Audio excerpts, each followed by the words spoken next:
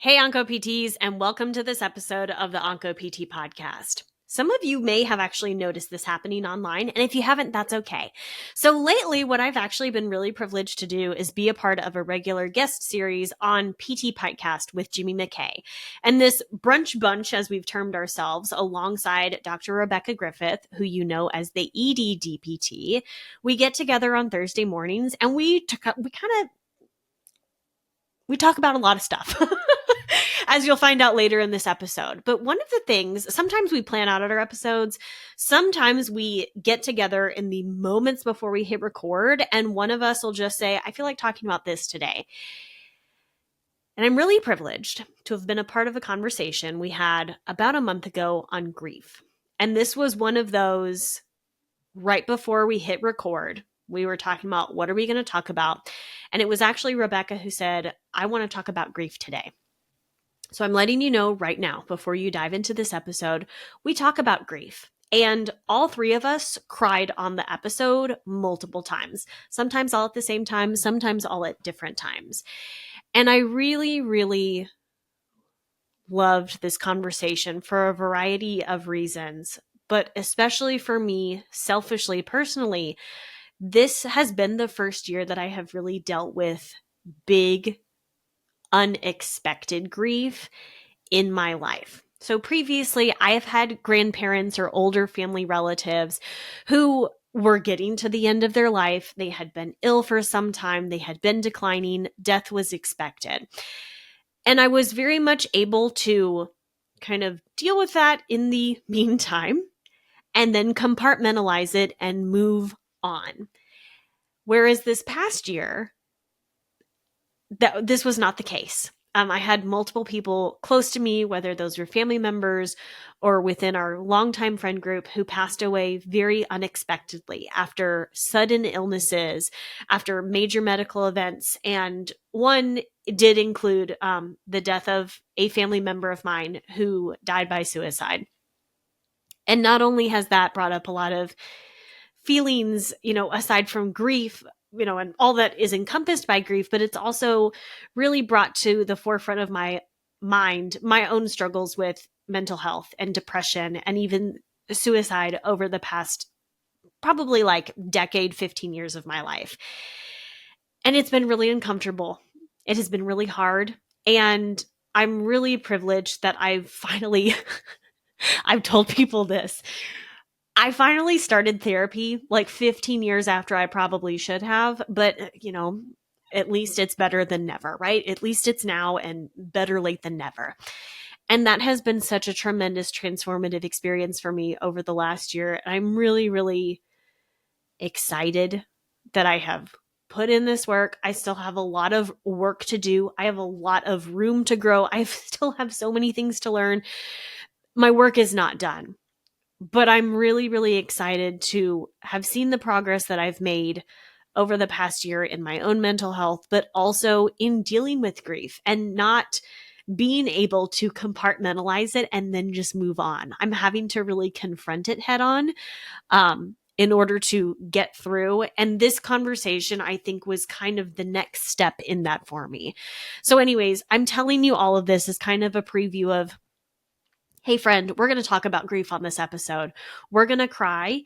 And if you're not in the headspace or the heart space to be able to be a part of this conversation today, that's okay. You can come back, right? It will not hurt my feelings for you to say, this is not the episode I need to listen to today, and move on with your day. Go listen to something else. But know that this episode is here for you when you're ready to. For so long, I fought grief. I thought I was dealing with it in a very healthy, approach, because I was like, oh, I'm done with this grief. I'm going to move on. And actually, that was not at all the case, because what I have learned over this past year of having so much grief happen all at once is that it also brought up grief that I really didn't work through previously, particularly the death of my grandfather when I was in physical therapy school. And it's been a journey. And I tell you this to let you know that we don't have it figured out, and you don't have to. all three of us on this podcast, Jimmy, Rebekah, and myself, are still working through grief and what that looks like and how to just kind of pick up the pieces and keep going some days, because some days are really hard and some days are better than others. And everybody's journey is different. And if there's one thing that we've learned in the aftermath of this episode, because like I mentioned, it actually came out about a month ago, is the number of people who have reached out and said, wow, I really enjoyed this conversation. I really appreciated this conversation. It also is helping me deal with my own grief. And that has probably been more impactful than anything else, is as knowing that this is something that people need to hear and want to talk about, and sometimes don't always have the tools or the means or even the support system around them to be able to have this conversation. So I really hope that you appreciate and learn from my co-hosts and my colleagues, as I learned as being a part of this episode. And I know you're really going to enjoy it. And I hope you walk away with knowing that grief is out there. It may be very, very close to you right now. It may not be, and either is fine. But being in tune with that is going to help us better show up, not only as physical therapists, as OncoPTs for our patients in our community, but also making sure that we're taking care of ourselves. And sometimes it's okay to not have it all figured out. So anyways, I've rambled on for long enough. I hope you enjoy this episode that I did with Dr. Jimmy McKay and Dr. Rebekah Griffith on grief. And I look forward to hearing your thoughts about it. This, like I said, was something that I have avoided for so long because I always thought that grief made me weak, and crying, especially in grief, made me weak. And that is something I am unpacking. And it was very vulnerable to cry on a podcast episode. But it's okay to be vulnerable sometimes. And so I hope I'm showing in good faith that I am going to be vulnerable with you, because I hope that you know that this is a safe space to be vulnerable with your community in cancer rehab. So thank you so much, and I hope you enjoy this episode of the OncoPT podcast. All right, ladies and gentlemen, we're live. Talking to you today, I am joined by Elise and Rebekah, the ED DPT and the OncoPT, and I'm Jimmy. I don't really have a name. The PTPT. Be the PTPT. I like that. Good morning. It's good mid-morning for me, but good morning to Rebekah, because she's in the great state of Colorado. The best. I would have to say, and this is not, we're going to talk about grief today, but before we do that, I mentioned this to you the other day. Colorado has number 1 or number 2 best state flag. So I think it's you in California. Yeah. I like the bear, though. I do like the California bear. The New York one, I'm not in love with it. There's nothing to write home about. Elise, I mean, but is it as recognizable as Texas's state flag? Texas reminds me of Puerto Rico. Notorious, you mean? As notorious as the Texas state flag? I mean, that's valid. That is valid. I didn't think we were going to get into this. But you know how like they make like those like cool things where you can get like jewelry in the shape of your state, or like one of those beer things where you can put a beer from Colorado's is just a square. Well, So notice that like the states kind of and miss out. this. What was the guy from the Daily Show who wound up doing the show called How the States Got Their Shapes? That's a show. It's a pretty intriguing one. I think it's made for kids, but like I'm drawn it. And they talk about how they got shaped. But look at when you go east to west, like Maine, Vermont, New Hampshire, like New York, like Maryland is insane. Pennsylvania is kind of a big rectangle, right? Kind of weird. And then as you go out west, they get very square, very geometric. So yeah, that's why we have to have a snazzy flag, because our state shape is. It's a box. It's good. I mean, it's a square. Yeah. It's a square. I have no idea how I'm going to radio segue from. I did not plan on the intro being about state flags in Colorado and states and their shapes. And now we're going to talk about grief. We sort of get together. We do this live stream. It's sort of like an accountability thing to flex our muscles, because all three of us podcast or create content. So this is a way that we don't have to. I like it because I don't have to do everything here. Not that I have to do everything with a guest, but you do a lot as a host. Here, we're all three hosts. So it's like I can pass the ball and then I can just sit back and just sip a espresso and be like, okay, you guys take over. And just before we go live, we talk about what are we going to talk about today. And I usually like to prompt like, what are you excited about, thinking about, worried about, scared about, whatever. And let's talk about that because it's real. And we decided upon grief today. So why grief? Anybody can answer, and then I'll jump in as well. What is it? I think we have to define it first. Oh. Not the official definition, your definition. How do you define grief? I'm going to steal someone else's. I'm going to go last because you won't be able to top this guy's definition. Ooh.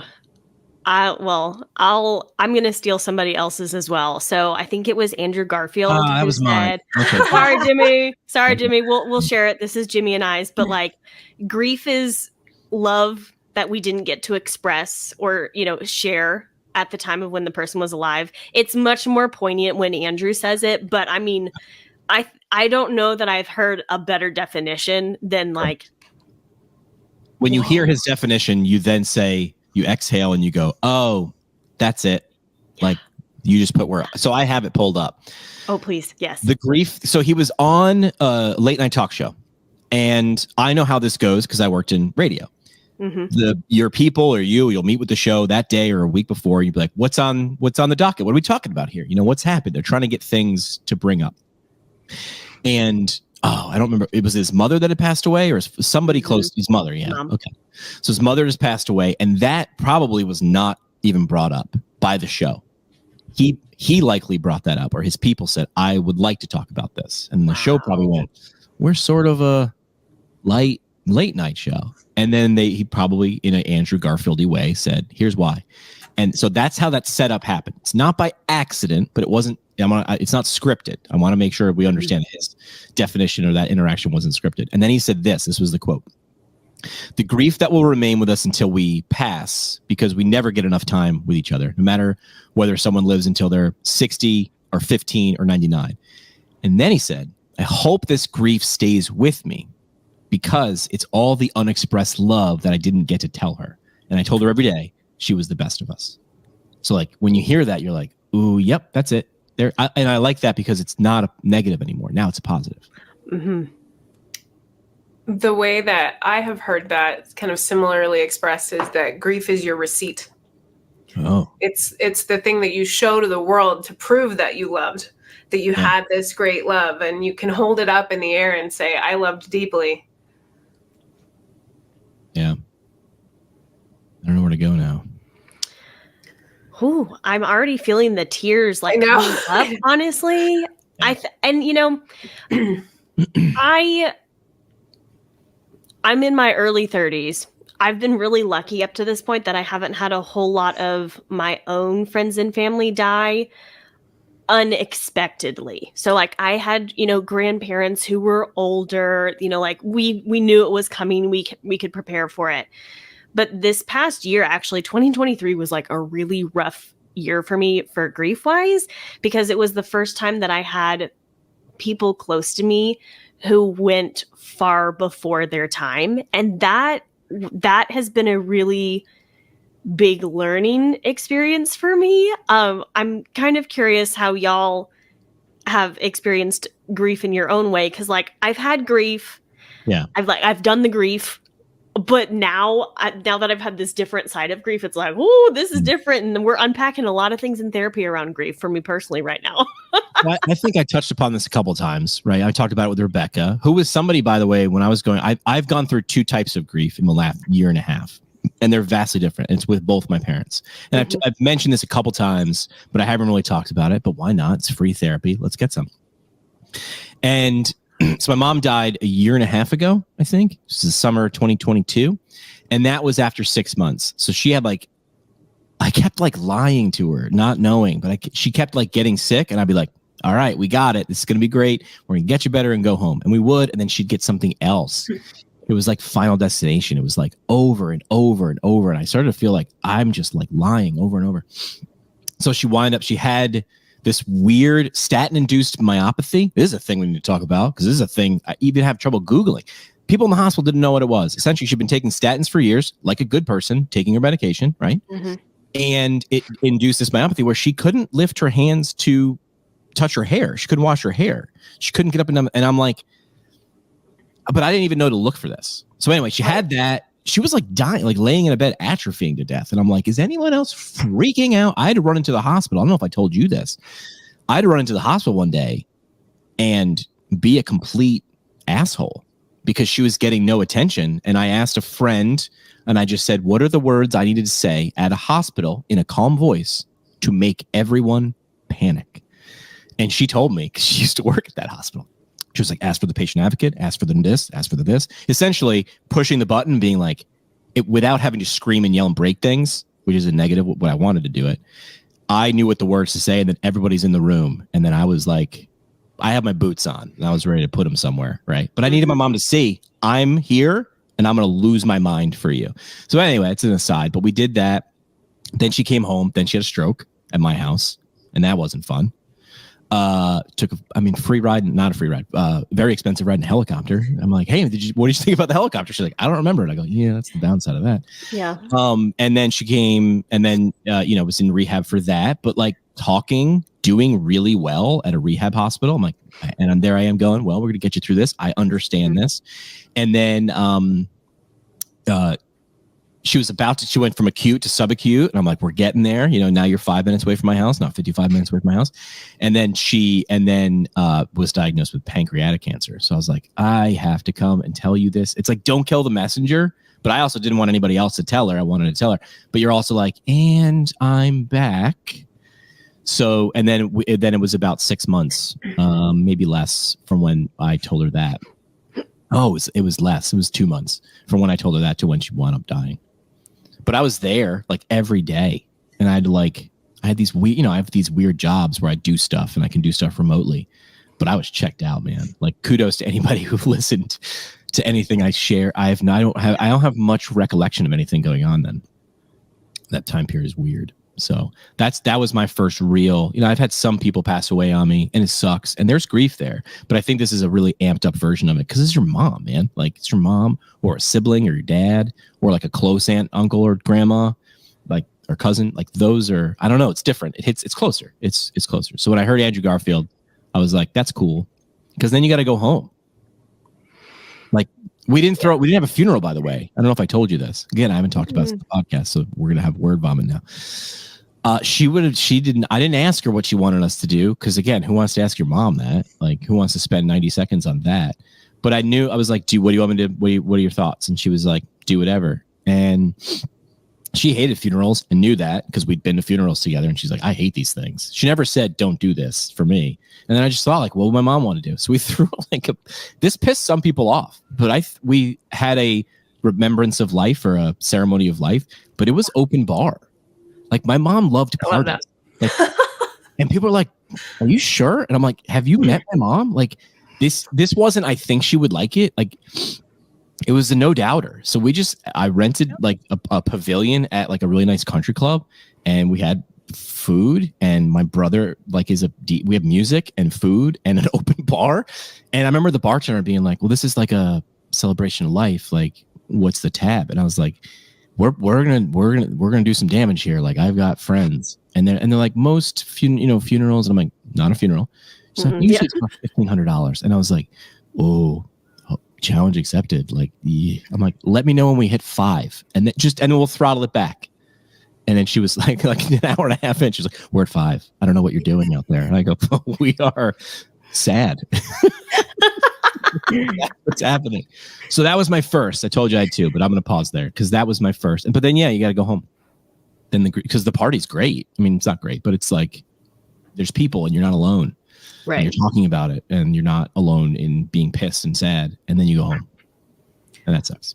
Well, Jimmy, I want to acknowledge you for like grieving that whole time with your mom, because when the person you're about to lose knows they're about to die, you are grieving with them, you're fighting for them, you're walking them home. And I think that's a whole different kind of grief. There's a grief when somebody dies unexpectedly. There's a grief when somebody dies expectedly. But when you have to walk with somebody to the end and then help them go. So that's one of the best things you'll ever do in your life. And she knows that. Yeah. She didn't cry. I did. She didn't cry. I think we're going to cry a lot today. I think so. I think is what's going to happen. You guys can talk now because I don't think I can. So the reason I was thinking about grief today is because my best friend died 2 years ago today from breast cancer. And it was like unexpected because we just knew she was going to make it. Like I have several friends who have had breast cancer and everybody has survived. And, you know, like 2 days before she was walking laps around the football field. She was talking to me on the phone. She was like, yesterday was my mom's birthday. And so she had reached out to tell my mom happy birthday. And then the night of February 8th, she was just unexpectedly gone and has 3 kids about the same age as my kids. And like, this is the kind of friend that like our moms were pregnant together. So that, womb to tomb kind of best friend, you know, from West Side Story, womb to tomb. And I've never heard that term. Yeah, womb to tomb. There's a less appropriate version of that, but you know, like we were friends our whole lives. Yeah. And I think for me, I feel so upset that she's not still here because I feel bad that I'm still living without her. Yeah. And at the same time, I also don't really know how to. Yeah.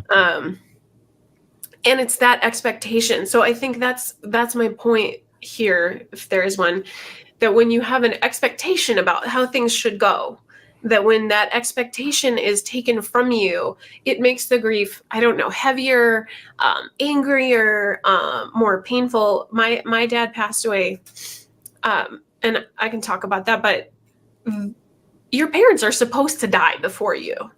There's some expectation there.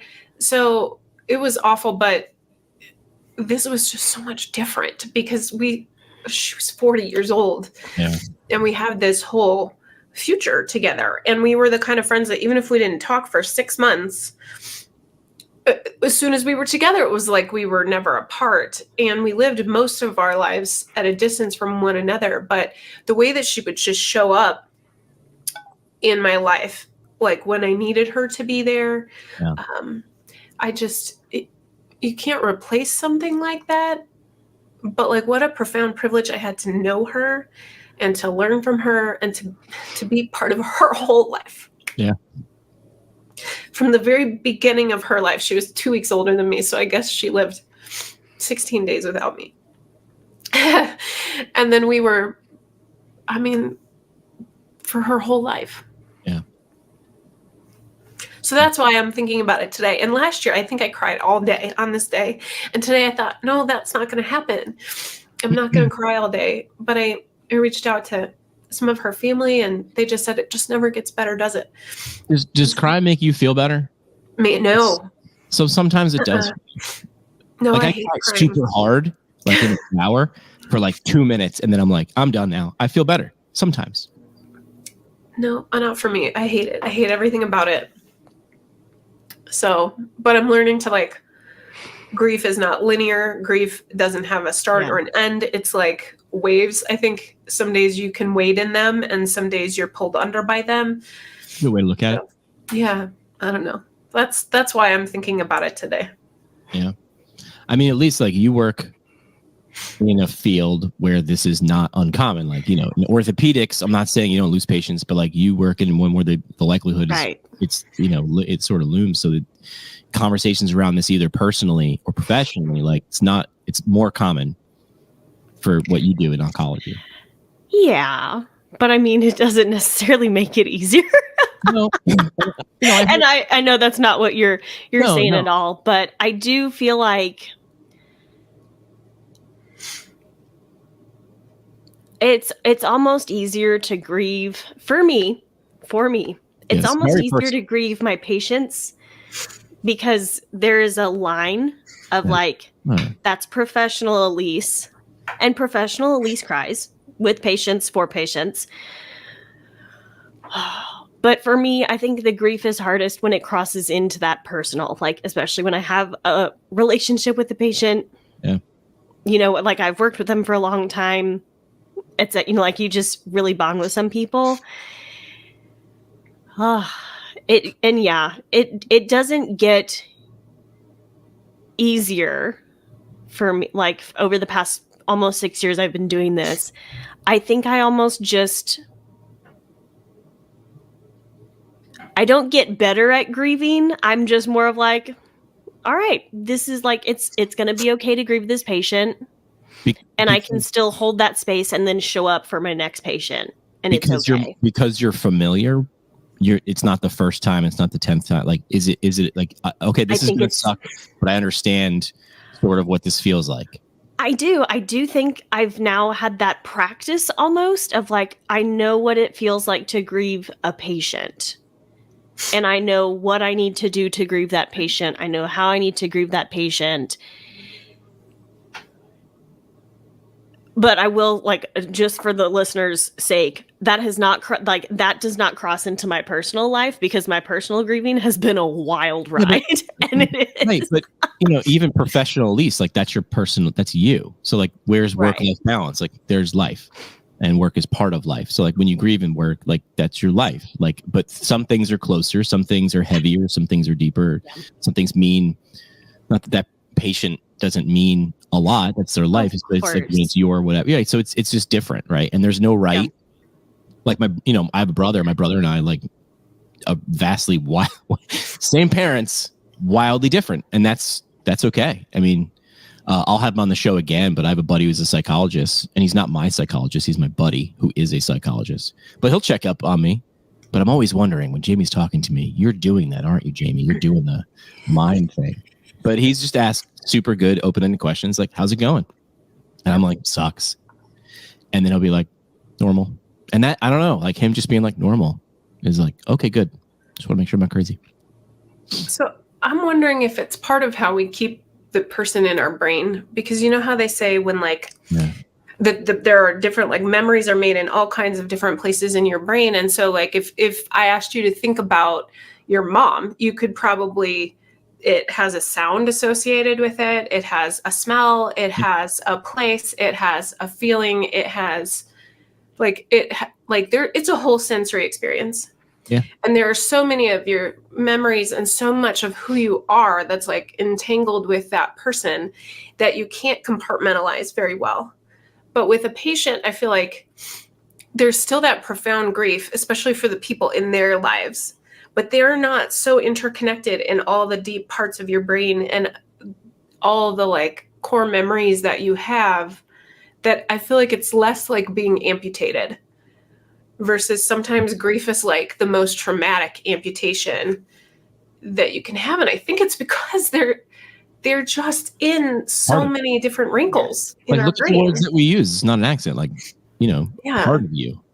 So it's not saying like a patient like doesn't burn, and that's a burn. It's on the outside, right? It's still you, but like, someone close to you is a part of you. And that's, it could be, deeper. Yeah. What do you want people to know who haven't felt what you've felt? Like, what would you, we can play that advice game. Like, what advice would you have given to yourself before you had to experience? Like, it's kind of like, what would you tell someone who's about to be in a plane crash? It's like, prepare for impact, brace yourself, but not a whole lot that's going to save them from it. But maybe you can give them one piece of advice that they can hold on to before they go into it, because there's no user manual. This is also, I wanted to bring up, I said this in an episode a couple weeks or months ago, which is school and life are backwards. In traditional school, you get the lesson, and at the end of a lesson, you take a test. And in life, you're given a test, and then hopefully you learn lessons from this. And I feel like someone dying who's close to you is a test. And I don't know if maybe I'm answering my own question, which is there's no lesson you can give someone, because the lesson comes after. But maybe there's like if you could slip yourself a cheat sheet before it, what would you do if you would go back in time? I can tell you. There's not a right way to do it. Good. My kids experienced a profound and shocking and horrific loss of one of their friends who was actually the victim of domestic violence, and a divorce situation that went really badly. And that was the first person that we had to like talk to them about. And one of my children was hysterical and the other one just shut down. And he had a lot of guilt around not crying and not doing it the right way.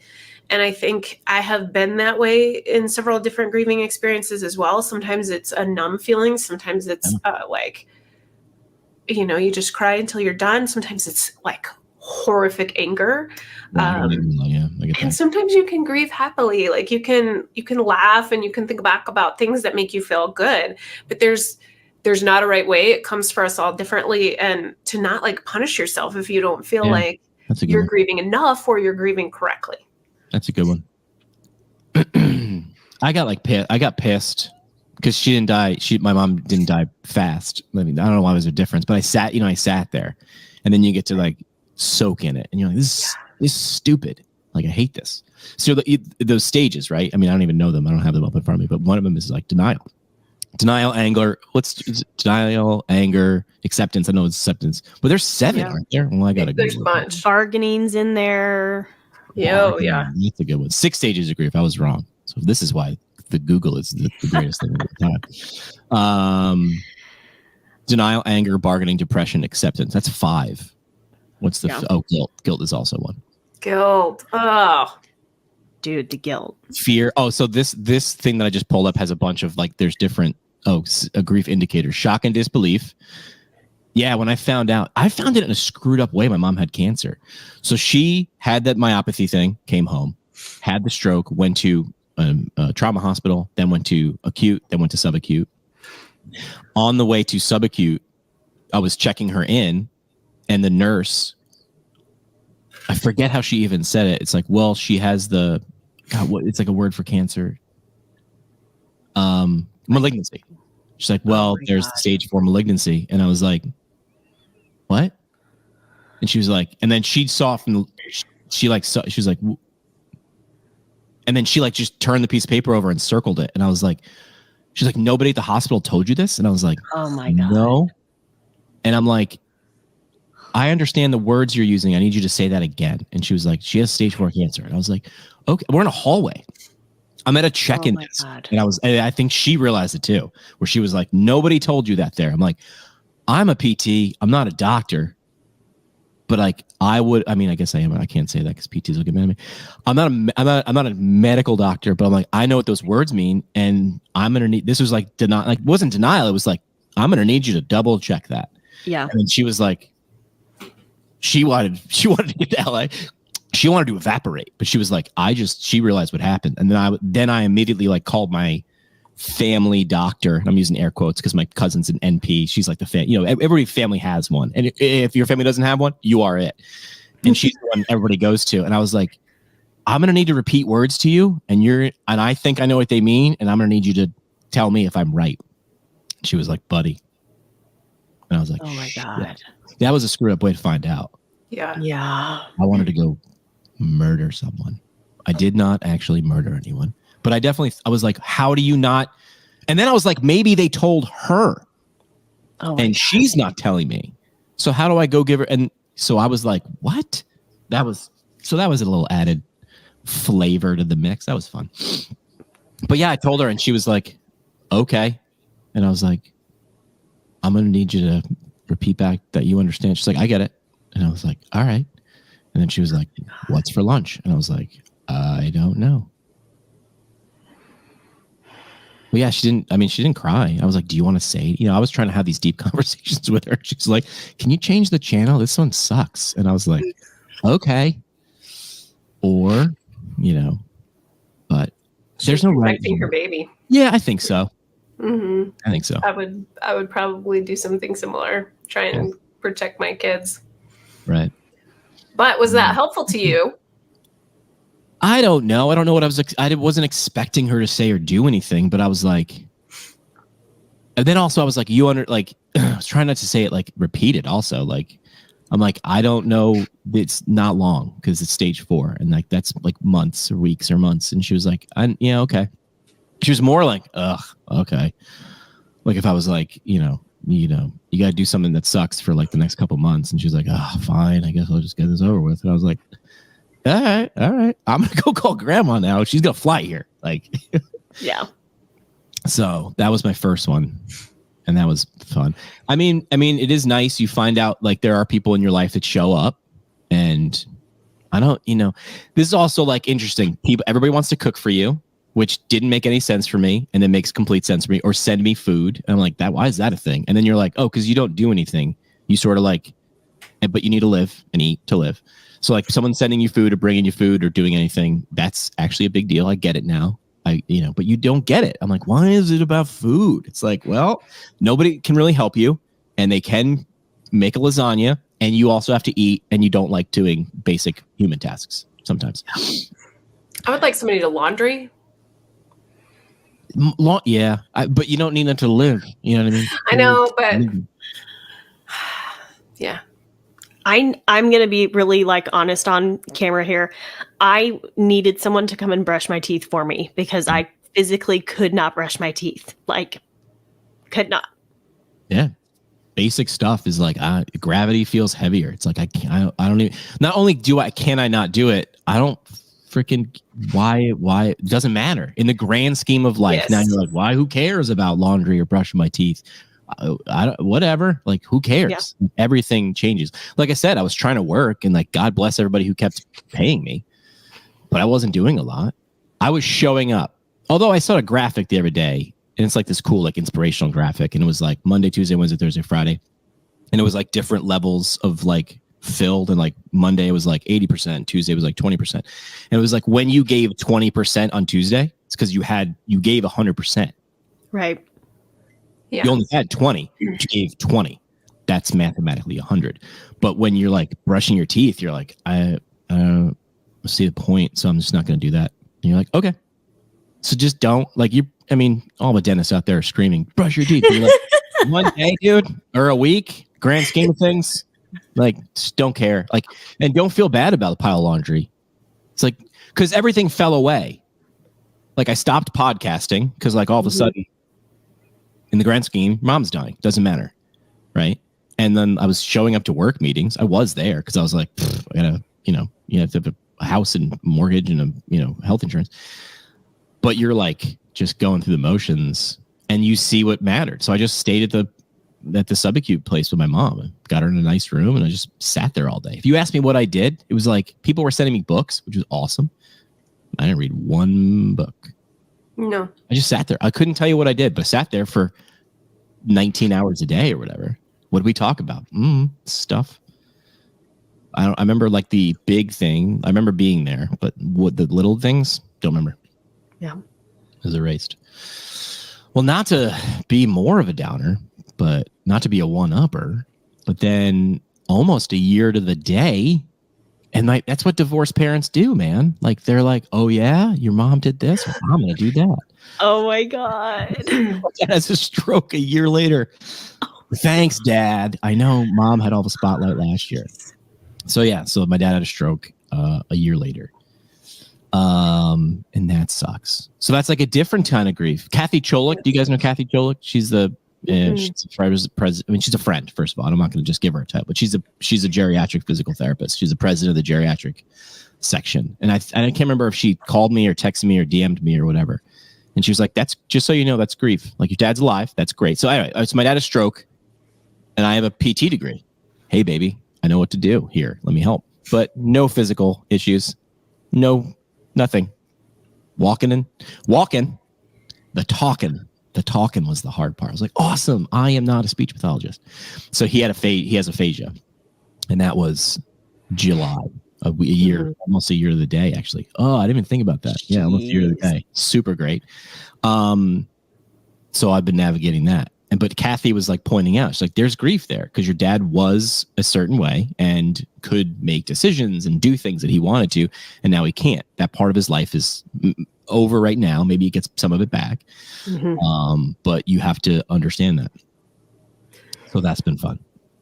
Yeah. There's also grief when you have to take on that caregiver role. Yeah, that's something that we spent 11 minutes on in PT school. I was like, yeah, caregiving. I get it. Giving care. And then you do it and you're like, holy crap.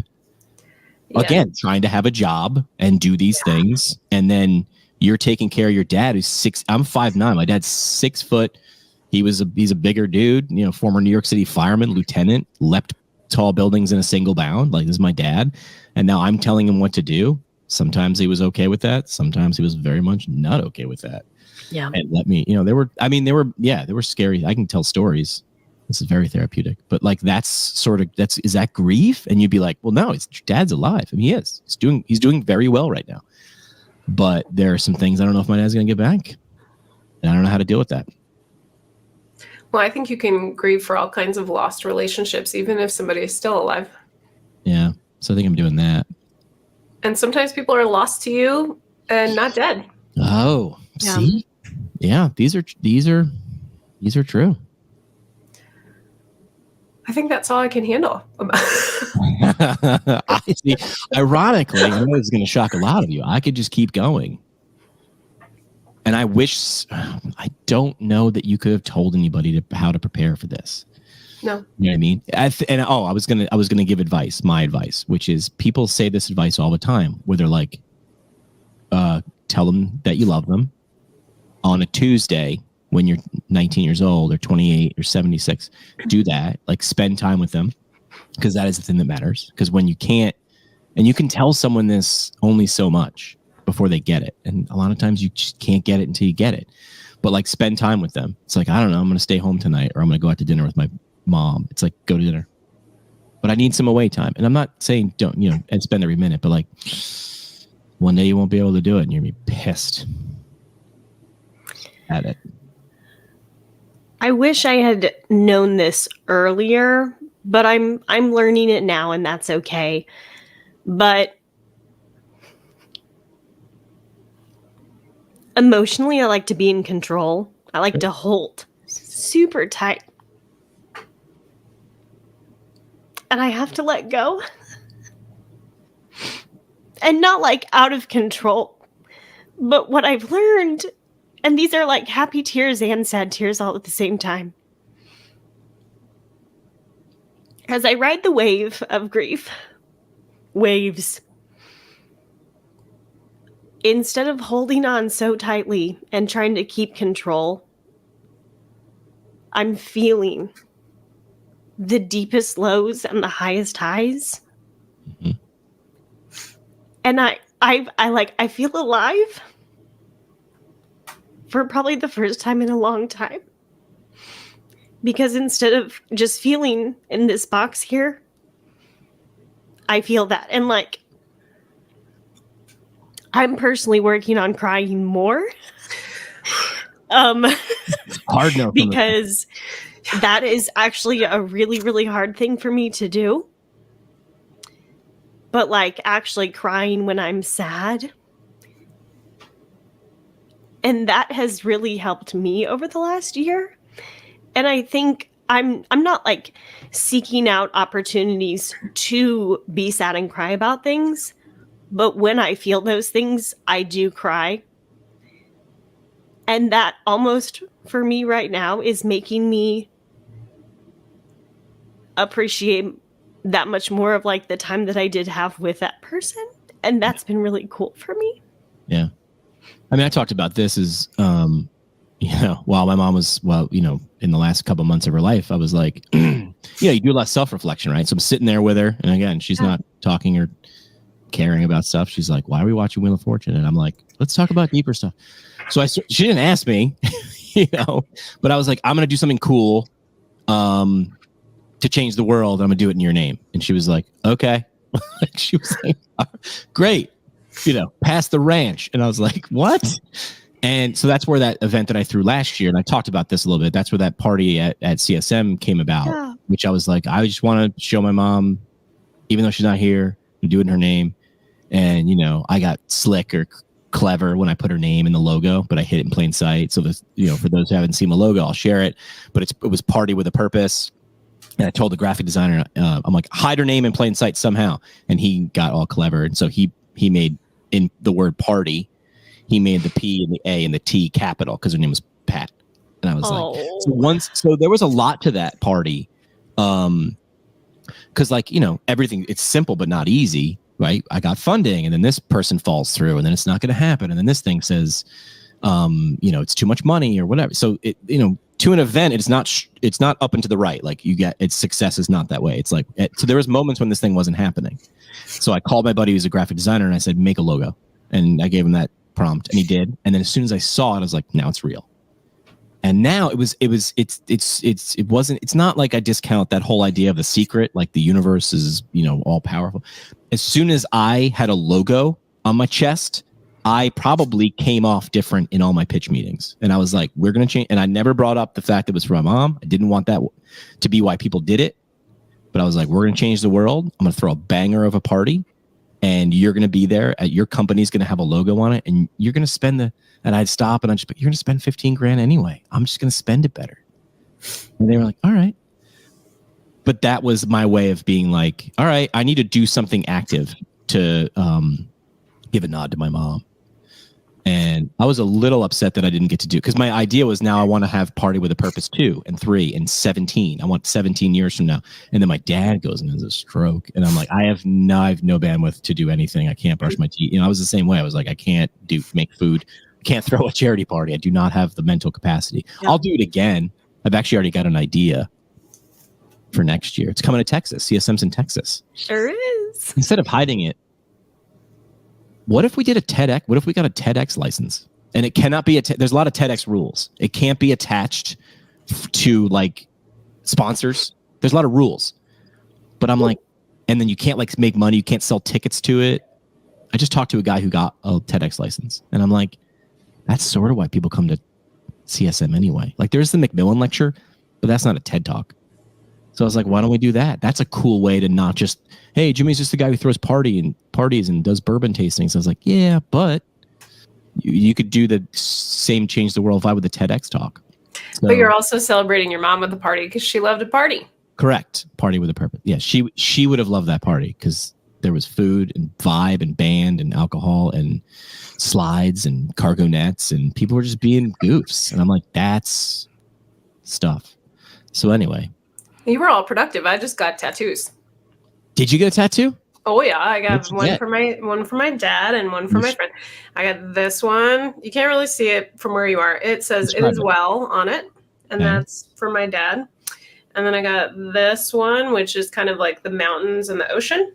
She was definitely like the ocean girl, and I was the mountain girl. She was like, go with the flow. Like, it's just beautiful human that could go with the flow and circle the earth and like support life wherever she went, And I'm just like this like rigid mountain. But she would always come to the mountain, you know what I mean? And like bring that flow with her. So that's what I got for her and for my dad. What was the one? Why? You gave a description about a mountain in the ocean. What about the one for your dad? Like, talk to me about that one. So my dad was a minister, which people who know me probably think it's funny that I'm a preacher's kid. And I'm not really a religious person now, but one of my favorite things about going to church, actually, I think was my dad. I don't think it was like the church stuff itself, because listening to him teach every week basically was really amazing. But I also really liked the singing, and one of my favorite songs and his favorite songs was "It Is Well." Wow. And it was written by a man who lost his entire family at sea. His wife and his children drowned at sea. And it's like, basically, whatever happens, I know it is well in my soul. And so I remember that, like when I'm missing my dad and when I'm having trouble processing that grief, and when like I feel like it's not fair that he didn't get to meet all of his grandchildren, like I just remind myself, like I can just like rub that spot. It is well. Like, it's cool. It's okay. My brother and my brother's got a bunch of tattoos, and we talked about, like, I had a moment where I was like, let's get tattoos for mom. And then I was like, I couldn't think of any. I have no tattoos. He has a bunch, and I couldn't think of anything. So I was like, I don't want to just do it just to do it. So maybe there'll be a moment. So I always ask that question, like, why that, why that one, and how did you do it? But I'm also indecisive, and tattoos are, pretty permanent things. They are. Mostly. They are. I've got this one for my kids. That's my celebration tattoo. Yep. So nice. Did you ever hear about the study on tattoo artists and pain? There was like a pain scientist who wound up like interviewing a bunch of tattoo artists, and it was, it's obviously a subjective study. I'll put it in the notes, or somebody will find it. Maybe Rebekah will find it. And the idea was they talked to people getting tattoos and tattoo artists, because you're the person doing it. And they said when the tattoo is overall, and obviously it's a lot of anecdotes strung together, but when the tattoo is about something positive, people report that it hurts less. And when the tattoo is about something painful, it hurts more. And the idea was like, oh, does the brain influence pain? It's like, well, no, it's just pain is pain. And they're like, so obviously more, and this is how researchers stay in business. More research would need to be done in this area to confirm the fun or to find out more. But that it was like interesting. I just like the non-traditional approach of like, let's go ask doctors or pain scientists about pain. And they were asking tattoo artists and people getting tattoos, because the stimulus is similar, right? It's a needle going in X number of jabs a second, and it takes time and yada yada. But they were reporting that how the tattoo, what it was about, affected how much pain they felt. They reported. I don't feel like tattoos are really painful. So. And other people would disagree with you. Yeah, so I don't have anything anecdotal to contribute to that, because one of them's kind of a happy tattoo, and then I've got 3 that are kind of not. And well, you should just have that T-shirt that says "I have a high pain tolerance." That would be you. No, I'm going through surgical rehab. I almost cried at PT last night. So no, I do not. But tattoos apparently don't bother me. Right. Or it could be how you view them, which is like how we go into pain, where pain is you got the whole it's biological, it's psychological, it's a mix, it's social, right? Yeah. There's a mix. There's biology of the needle hitting your skin and doing the thing. That's bio. There's psycho, what you think and feel about it. And then there's the social. What would the social be here? My analogy I got to 66% of my analogy. Well, I guess what society says a tattoo is supposed to do. Right? Why you get it on the outside of your skin to show the world. That's the social part, I think. If I'm wrong, someone else correct me. That's the beautiful about these things. I get DMs like, so you mentioned at minute 34, you said this, that was wrong. And I'm like, you're right. But I was doing it live at the speed of life, and you could Google things after me. But most of the time, people are super nice about it when they correct me. And I like to be corrected because I'd rather get it right. Anyway, all right. Well, thank you for the therapy session. How do you want to wrap up? What are our parting shots for today? Yeah, these have to be beat. They don't have to be. Don't set the bar low. They don't have to be deep and prophetic. They just make it real. What would you want to leave people with? Well, I thought of an intro, but I'm just going to use it for the outro here. Okay. We started the conversation talking about state shapes, and the states come in all different shapes, like grief. Ah, yes. And there's no right shape and no wrong shape. No right shape. Although Florida's a little suspect. You know what I mean? Kind of we'll give Florida grief a pass on this one. Yeah. Rebekah? I think sometimes grief feels like something very personal, but sometimes it can be overwhelming. And if you can't carry it by yourself, it's okay to do something like this and share it with other people. It's okay to ask for help. So don't just experience it how you experience it. And if you need somebody to help you carry it, there are people that will do that. And that, I will and that. You can call someone to talk about it while you're grieving, and you don't have to talk to them about grief. Yeah. You know what I mean? You'd be like, what's up? What's up with them Rangers? How they doing? And then it might come up. Because that's the whole thing, right? You ever, Vivek Murthy together? He said women talk to each other and guys talk next to each other. Mm-hmm. I don't know if I would call someone and be like, hi, I'm sad. Can we talk? But I might call and talk for a while and then be like, sort of miss my mom. That's talking next to it. You know what I mean? Instead of being I would like to go out and have wine and talk about this grief that I'm feeling. I would never say that. Doesn't mean it's wrong. It's just not right for me. I would just repeat, people have always said it better. So I would say that grief is the unexpressed love that we didn't get to share with people. So look at it that way. And it's sort of it's a good thing. It's a reminder. It's a souvenir of that person's life and what they meant on you. And I think that's a better way to look at it. So you know what? That's my story, and I'm sticking to it. So thank you guys.